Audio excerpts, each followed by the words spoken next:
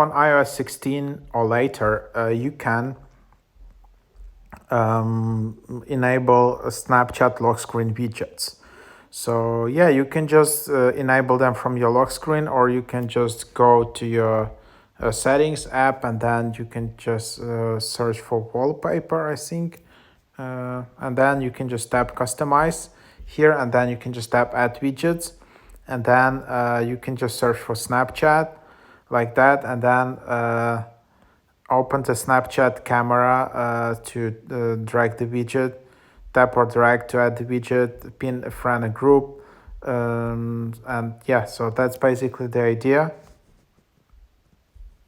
And then you can just add it like this. There are different options like which you can do. So there are two widgets, like either Snapchat camera, which will open a Snapchat camera on the lock screen, or you can pin a friend or group. Tap the widget after placing it to select a friend or group. So yeah, that's what you can do. So if you have iOS 16 or later, you can start adding these lock screen widgets, and then it's like super handy, super fast to access Snapchat right from your lock screen.